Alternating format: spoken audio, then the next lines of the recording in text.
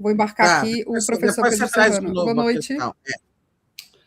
Boa noite, tudo bem? Florestan, Tereza, tudo bem? Sara? Boa noite, Pedro, bem-vindo.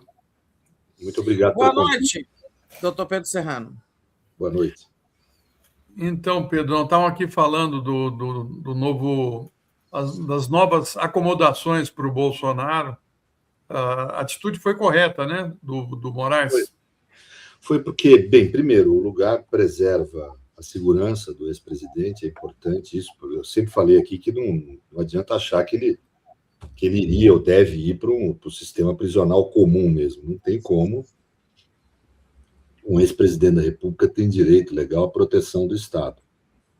Quando está preso, não perde direito a essa preservação, porque, como ex-presidente, está mais sujeito a riscos à sua integridade física, etc. E a Papudinha garante essa segurança.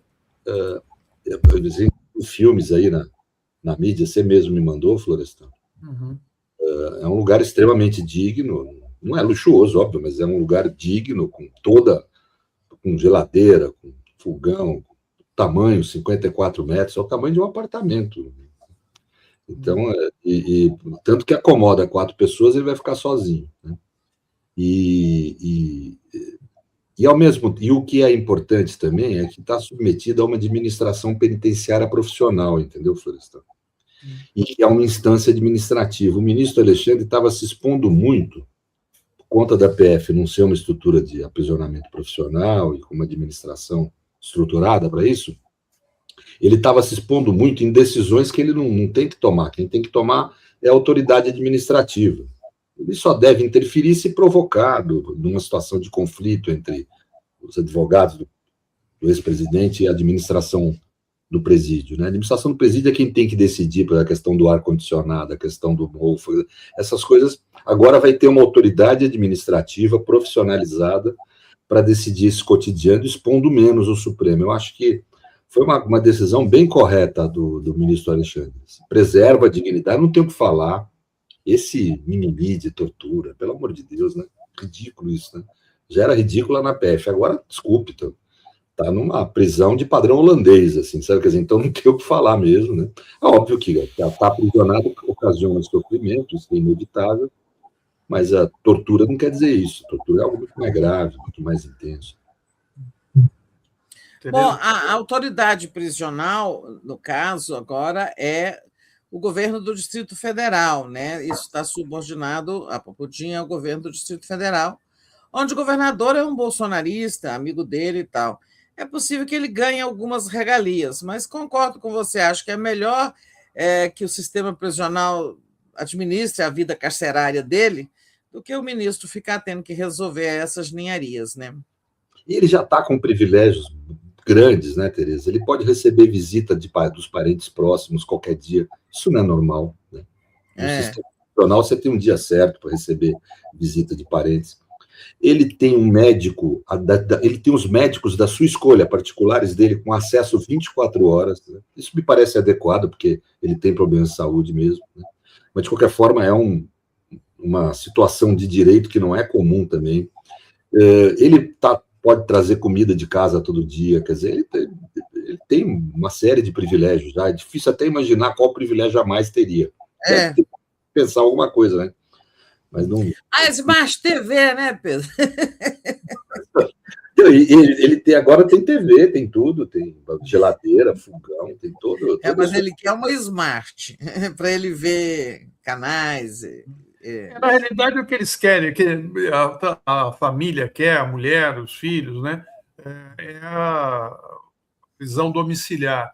Ela, inclusive, foi procurar o Gilmar Mendes para fazer esse pedido, para pressionar o Gilmar, no sentido dele tentar convencer o Moraes a liberar o Bolsonaro para ele voltar para casa, onde, aliás, ele tentou romper a tornozeleira, né? Uma cena patética aquela. Né, Não há hipótese, não conheço, nunca ouvi falar de um caso de alguém que tenha tentado romper tornozeleira e tenha ficado em domiciliar. Não existe isso, não existe. O problema da assistência médica, da situação de saúde dele, está plenamente atendida pelo acesso que os médicos privados dele podem ter ao lugar que ele está aprisionado. Não tem justificativa, sinceramente, não vejo nenhum motivo para ir para domiciliar, não há motivo jurídico mesmo, né? Ele cometeu um crime grave, foi condenado de forma definitiva pela justiça por culpabilidade, ele não está preso de forma cautelar, ele tem que cumprir a pena, ponto. De uma forma especial, porque é um ex-presidente, etc., numa sala de Estado maior, num lugar ultra confortável, ótimo, mas vai ter que ficar lá, não tem outro jeito. Vamos em frente, então, né, Florestan? Vamos. Então, você não quer já aproveitar e emendar aí com o Master? Porque ontem a gente comentou muito, eu e a Tereza, a respeito das determinações do Toffoli, né, Tereza, que nos deixaram de cabelo em pé. Então, eu passo para você fazer a questão. Então, ontem, inclusive, entrevistando o doutor Roberto Tardelli, que estava espantado, dizendo que nunca havia visto algo semelhante à decisão do Toffoli de ontem, de ficar sob a tutela dele no Supremo, né, os bens apreendidos na busca e apreensão, dos quais serão extraídas provas, como computadores e celulares, né, e tal. Mas, no fim do dia, o ministro Toffoli concordou com digamos, passar a guarda, né, desses bens, desses materiais, para a PGR.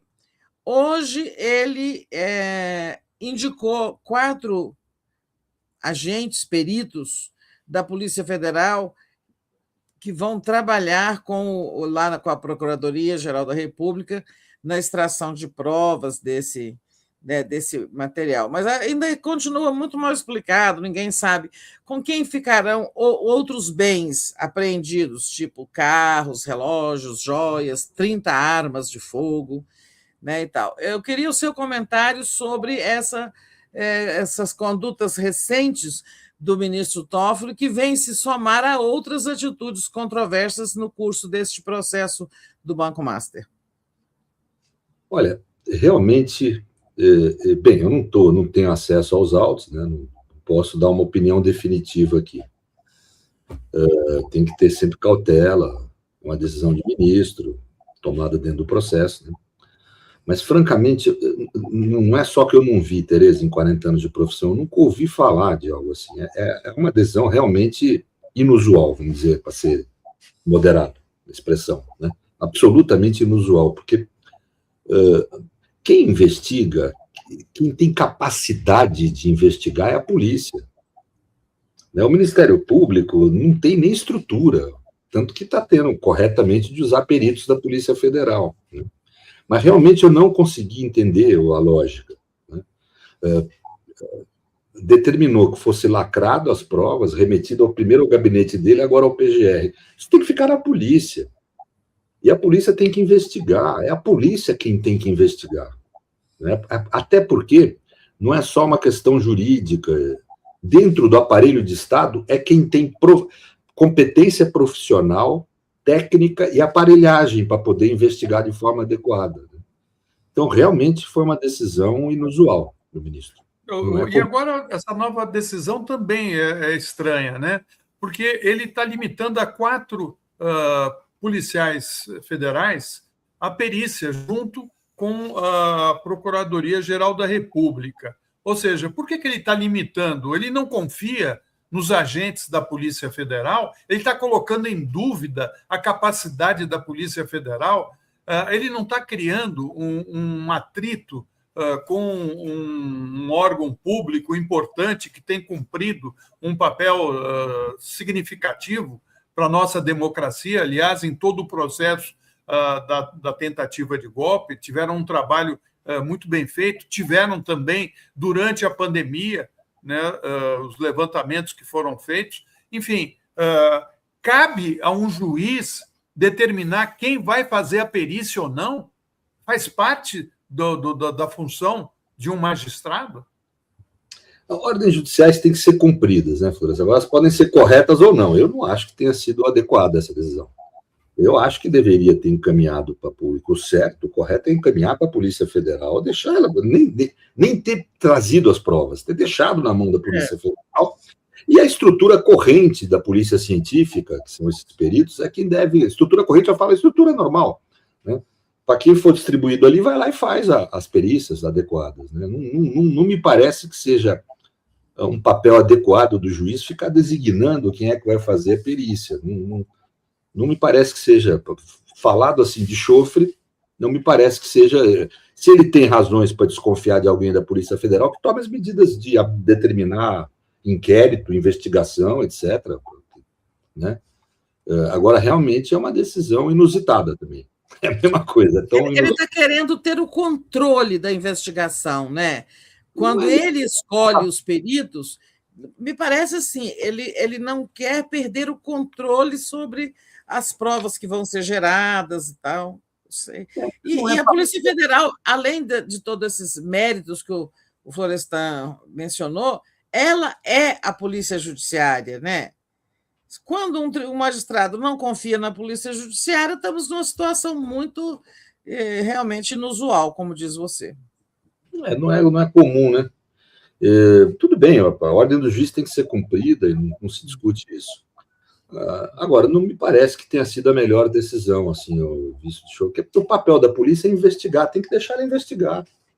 Que é o papel dela. E agora tem um pedido de impeachment contra ele. E mais que isso, né? O Renan acabou de criar, né? Você deve estar sabendo, né? Uma comissão. Convocou uma comissão aí que vai acompanhar os trabalhos dessa investigação do Banco Master, né? São alguns senadores que vão acompanhar com direito a fazer ali encontros com pessoas que estão envolvidas e ter acesso ali a certas informações. Tudo isso não é muito ruim para o Supremo, né? Quando... O problema é complexo, né? Eu não acho que nem tem sentido cogitar de impeachment de ministro por isso, sinceramente, né? Papo de boteco não é fundamento para... É muito grave se cogitar impeachment de ministro supremo, não é para ser banalizado. O grande jurista Ronald Dworkin, né, escreveu na revista The New Yorker um artigo no fim da década de 90, o nome do artigo é Kind of Coup, um tipo de golpe. Ele que inventou a expressão golpe para tratar de impeachments banalizados. Inicia esse artigo dizendo: o impeachment é para ser usado na democracia como a arma nuclear deve ser usada na guerra, nas mesmas situações extremas, etc. Né? Se banalizou muito no país, qualquer coisa é impeachment, não pode ser assim, em especial de um ministro do Supremo. Outra, não acho que é papel do Senado ficar acompanhando a investigação, gente. Isso aí, desculpe, qual a habilidade? Quem tem aptidão para investigar é a Polícia Federal, são profissionais do assunto. Né? Isso não é tema para político, desculpe. O político tem que reagir à investigação feita, não querer ele investigar, se meter em investigação policial só vai atrapalhar. Né? Eu acho que tem que se repor a ordem institucional nesse caso. É a Polícia Federal investigar, através dos seus órgãos adequados para isso, e ponto. Não é para ninguém ficar se enfiando nisso.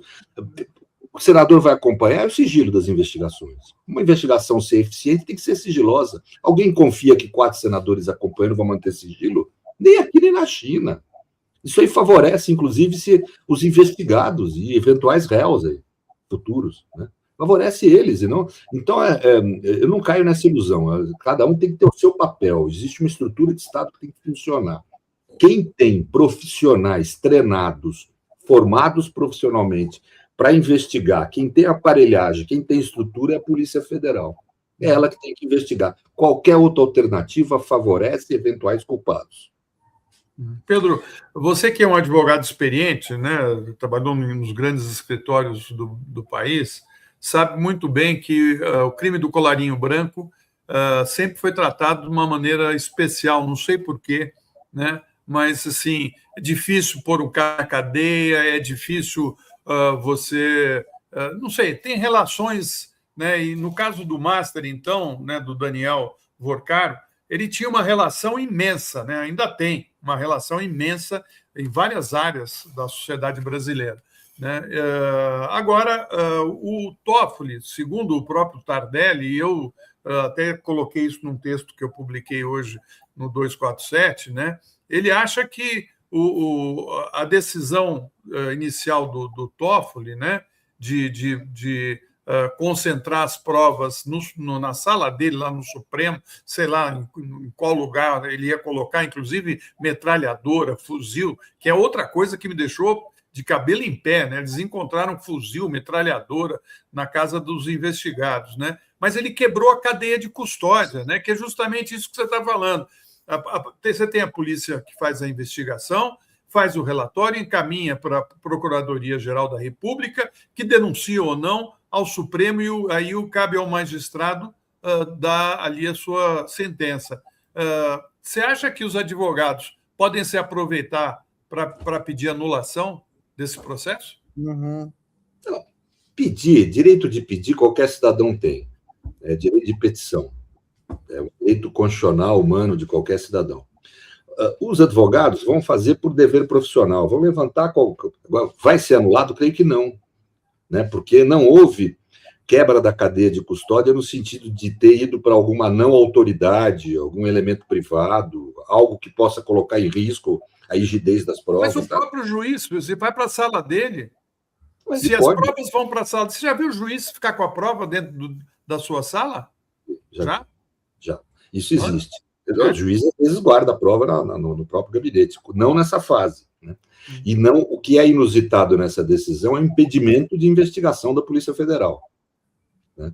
Mas a guarda da prova pode ser feita dentro de uma vara de justiça, pode ser feita no gabinete do ministro. Mas não no curso das investigações, né? Depende, Tereza. Não é. Veja, você não. Por exemplo, você vai. Matou alguém, morte de alguém, está lá o corpo. O IML vai fazer. Aí, de repente, tira o corpo no meio do exame e devolve. Aí quebra da cadeia de custódia. Onde foi o corpo, né? Agora, quando você está transitando entre as entidades da justiça, não, né? O inquérito, por exemplo, tem 30 dias com todas as provas. Ele sobe para o juiz para autorizar mais 30 dias, depois desce. Ficou lá no gabinete dele, né? Então, não há quebra da cadeia de custódia por essas coisas, né? A decisão dada é uma decisão judicial, quer dizer, que tem presunção de legitimidade, né? Quer dizer, então, eu acho que chegar ao ponto de falar de anulação de prova é um discurso que favorece aos réus e tem essa função apenas. Não tem nenhum sentido de aplicação da lei de sentido de justiça. Agora, acho que esse caso é escandaloso, é impressionante como um banco menor, vamos ser aqui objetivo, tem esse nível de penetração. Hoje há uma denúncia, eu vi na UOL, do primeiro sócio do Vorcar, onde denuncia um método corrupto de organização criminosa mesmo, para poder ganhar dinheiro, quer dizer, é um troço assustador, né? E parece que tem uma penetração no meio político, inclusive, muito forte, né? Então, é um caso mesmo que a sociedade tem que ficar atenta a isso, né? Por exemplo, quando eu falo de sigilo, não ter sigilo favorece os réus, favorece os investigados. A função primeira do sigilo é que a investigação possa acontecer sem os réus se prevenirem, sem os investigados se prevenirem. Só que isso pressupõe uma polícia profissional investigando, que é o que não está havendo. Eu acho isso muito ruim o que está acontecendo, né? Não é pelo problema da imagem da Polícia Federal, é pela ineficiência da investigação. Parece que estão querendo impedir que a investigação ocorra. Quer dizer, eu não quero ser chato, Pedro, mas ele queria fazer, né, uma acariação. Você se lembra disso? É verdade. Ele queria fazer uma acariação, né, colocando o diretor do Banco Central na frente do Vorcar, né, antes de ter ali as contradições, né, nos depoimentos dos investigados, né? Era outra coisa, que depois ele acabou, a repercussão foi tão grande que ele acabou evitando, né, Tereza? É verdade. Mas, eu queria voltar à questão do impeachment. Você acha que existe alguma configuração criminal correta para um processo de impeachment, no caso, um crime de responsabilidade? Ou isso é só coisa política mesmo, da guerrilha política, né? Não, tem que ter. São 3 bolsonaristas que estão com esse pedido de impeachment.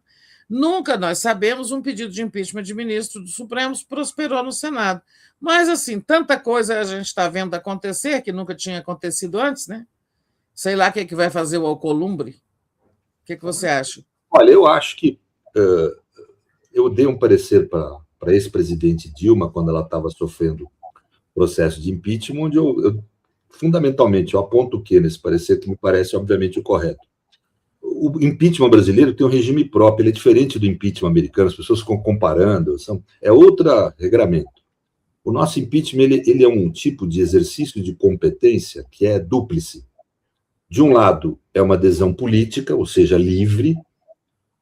Por exemplo, existindo o crime de responsabilidade, o parlamento não é obrigado a decretar impeachment.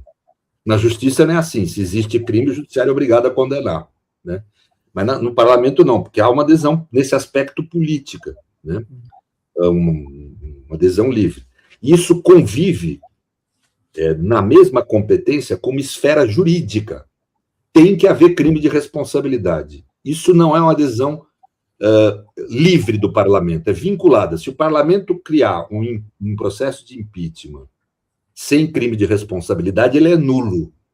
O judiciário errou a não ter anulado o processo contra a presidente Dilma, não ter interferido e determinado que paralisasse, porque não havia crime de responsabilidade dela. E a Constituição é clara ao dizer o que é o crime de responsabilidade. Não é a mera ilegalidade, não é a mera inconstitucionalidade, né? A Constituição usa a expressão tem que atentar contra a Constituição, tem que ser um atentado contra a Constituição, ou seja, uma conduta grave, dolosa, né? Não pode ser objeto de processo de impeachment decisões judiciais. Decisões judiciais são imunes, porque senão você não consegue ter democracia constitucional, porque você não tem independência do judiciário, né? Se um ministro ou um juiz recebe uma corrupção para produzir uma decisão judicial, ele é punido pela corrupção, não pela decisão. Eu vinha a público, na época, defender que Moro não devia ser processado pelas decisões judiciais que deu. Poderia ser processado por outras coisas, não pela decisão judicial que deu. Decisões judiciais, numa democracia constitucional, são imunes. Então, não tem nem que se cogitar. Seria absurdo você ter a cassação do mandato de um ministro com base por conta de uma adesão judicial que ele deu, por mais errada que essa decisão esteja. Outra coisa é fazer o que eu estou fazendo aqui, que é criticar o conteúdo da decisão judicial adotada. Isso é o único modo que a sociedade tem de poder evitar erros na jurisdição, porque a jurisdição, numa democracia constitucional, é quem decide por último. Ou seja, os atos do legislativo e do executivo são controlados pelo judiciário. Uma decisão terminativa do judiciário não é controlada por ninguém. Ou seja, tem que estar sujeita à crítica e os magistrados têm que ter ouvidos para a crítica, eu diria que, em especial, a crítica jurídica, emanada da comunidade jurídica. Este caso, com todo o respeito imenso que o ministro Toffoli merece, eu tenho uma divergência técnica. Eu acho que o que aparenta dessa decisão é que houve, vamos dizer, uma retirada da Polícia Federal da investigação, o que é absurdo, a meu ver. Né? Pois é. Tanto em termos de jurídicos, quanto em termos de ciência. A Polícia Federal é a única estrutura que tem competência técnico-profissional para realizar essa investigação. Sara entrou aqui, acho que ela tem alguma coisa importante, né, Sara? Não é exatamente alguma coisa importante, não. É só porque a gente tem um tempo muito limitado hoje, né? A gente tem só mais 7 minutos. E tem algumas colocações aqui da nossa audiência, tá? O Soberano Brasil. Posso fazer uma questão para ele? Vai. Pode ser. Não, é o seguinte, que todos nós aqui queremos, né, como eu disse agora há pouco, que esse pessoal do colarinho branco pague pelos crimes que cometem, certo? Então, assim, a gente quer que esse julgamento seja o mais correto possível e que pegue todos, inclusive aqueles que estão nos corredores do poder, no Congresso, onde quer que estejam. Agora, tem uma outra questão que incomoda nós, né, principalmente os correntistas, a questão dos fundos de pensão, tá certo? Os governadores, nenhum governador, Pedro, está sendo investigado. Absurdo isso. Colocou bilhões ali dentro do banco. Como é que fica isso tudo? Né? Não tem quem vai levantar essas informações? Como é que o cara usa um dinheiro que é do fundo de pensão do trabalhador? Florestan, esse sócio do Vorcaro que deu a declaração hoje na UOL, ele fala que era método deles pegar dinheiros de fundo de pensão antes de ter banco. Eles fizeram para fazer um retrofit num prédio lá em BH, e foi depois, na investigação, pegaram, obviamente, corrupção desses fundos públicos de pensão, eram fundos municipais, etc., pagos através de uma empresa de consultoria aí. E o prédio não saiu do papel. Quer dizer, então, é desvio de dinheiro mesmo, né? Então, realmente, tem uma situação, para mim, extremamente grave, que é dinheiro público. Pois é. Né? Dinheiro público, são de fundos de pensionamento de agentes públicos. Né? Uma parte desse dinheiro vem de contribuição dos funcionários, outra parte vem do patrimônio público. Quer dizer, tem dinheiro de patrimônio público aí. Né? É evidente que tem que se investigar com rigor essa dimensão do problema. Agora, a gente não ouve falar nada, né, em relação a isso. Né? Eu não sei até agora, por exemplo, eu não tenho essa informação, não sei se vocês têm. O Banco BRB, o Banco de Brasília, injetou 16,7 bilhões no Master. O CRI está dizendo que teve reunião anteontem para recuperar as perdas, que o GDF vai ter que fazer um aporte e tal. Eu não sei nem como é que ficou esses 16 bilhões do Banco de Brasília. Estão perdidos? Vocês sabem alguma coisa? Eu não sei. E como é que fica o governador ibanês, que na prática, é o primeiro responsável pelo BRB, né? E tem que investigar se não houve ordem dele, tem que ver o que aconteceu, né? Você tem que investigar isso. Né? Me parece óbvio isso, né? Evidente. Agora, com a Polícia Federal impedida de investigar, não é assim que vai se conseguir obter, vamos dizer, conhecimento do que aconteceu. Né? Agora, por outro lado, o ministro Toffoli me parece que tem alguma razão, se for verdadeiro os pressupostos fáticos que ele aponta, em relação à demora da Polícia Federal para fazer aquelas buscas e apreensões e a prisão do sujeito lá. Né? Mas sabe que eu dou razão à Polícia Federal, assim, acho eu, tendo a dar razão, porque ele deu um prazo de 24 horas para a polícia executar uma operação com um número elevado de alvos, né? Não é a que ele aponta, não é 24 horas, não. Na fundamentação de uma estação que ele fez a polícia. Não foi 24 horas. Temos que olhar isso aí. Né? Se foi não, ele deu 24 horas. Que a operação teria que ter sido feita segunda-feira e só foi feita ontem. Segundo a Polícia Federal, porque é uma operação muito ampla que exigia planejamento. Eu também acho que não é razoável esperar que em 24 horas... Mas eu acho que ele fundamenta, eu acho que eu li em algum lugar, você tem que olhar, que ele fundamenta que ele deu a ordem dia 6. Quer dizer, seria, aí houve prazo, se foi assim, houve prazo para preparação. Eu estou pressupondo isso, né? Não sei, eu também não. Como eu falei, se os pressupostos de fato forem esses, a Polícia Federal tem que agir com muita rapidez, porque, primeiro, se eles já eram investigados, e todos ali já eram, eu vi, por exemplo, a justificativa do delegado Andrei, dizendo que não tinha os endereços atualizados. A polícia tem que manter de todo investigado endereço atualizado, porque pode sempre vir uma cautelar, uma ordem. Então, isso todo mundo sabe, ainda mais no caso desse. Né? É verdade. O segundo, se você demora muito, vaza a informação. O Vorcaro está fugindo do país aí, que vazou informação. O cunhado dele já estava indo para os Emirados, né? Árabes. Isso vazou informação. Vamos ser que objetivo é. A polícia, inclusive, tem que investigar a corregedoria da Polícia Federal como é que está vazando informação assim. Né? Então, eu acho que há uma de... Se os pressupostos, eu não sei se são, eu não estou vendo aqui o processo, eu não sei, né?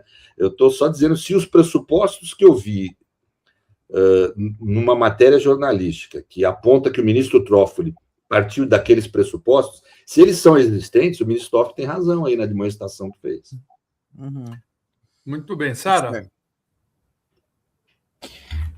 O Soberano Brasil, ele fala assim, vai haver algum tipo de monitoramento na porta da Polícia Federal, algum tipo de reforço para evitar uma fuga para uma embaixada? governador é amigo dele, ele está falando do ex-presidente Bolsonaro. Não só o governador, Papudia fica dentro da Polícia Papuda, Militar, né? também, né? Nem falamos com o Serrano sobre isso, né? O Bolsonaro na Papudinha. Falamos. Falamos. Abrimos É por isso. verdade. É. Mas a Papudinha, ela fica inserida no complexo da neurônios. Papuda, né? Não tem como... acredito que seja a mesma segurança. O que E aí me tem a história da preocupa mais vacina, ali, viu? Não, mas ela funciona operacionalmente separado. Lá, na A verdade, parte. é um quartel da PM.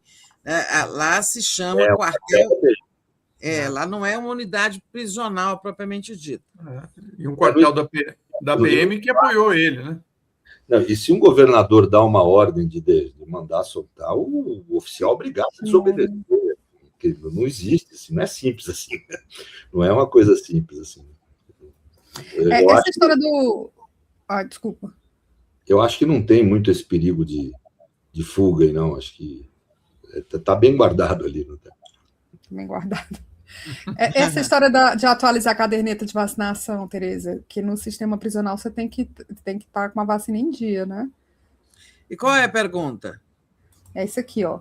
Pergunta sobre a necessidade de atualizar a caderneta de vacinação no sistema prisional por conta do ex-presidente negacionista. Ele não gosta de vacina, né? Ele é negacionista.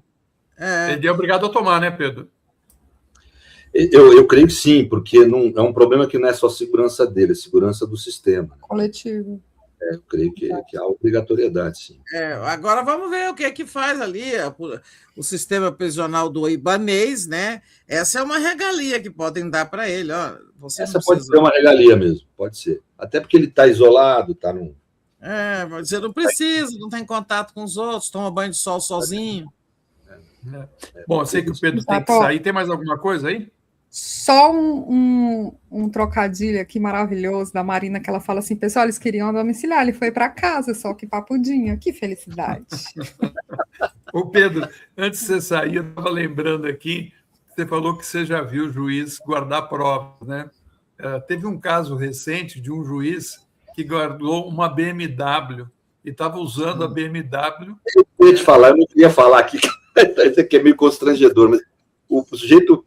guardou lá e começou a usar o carro, né? E deu um escândalo, e deu um problema por isso. Obviamente não é para isso que é feito, né?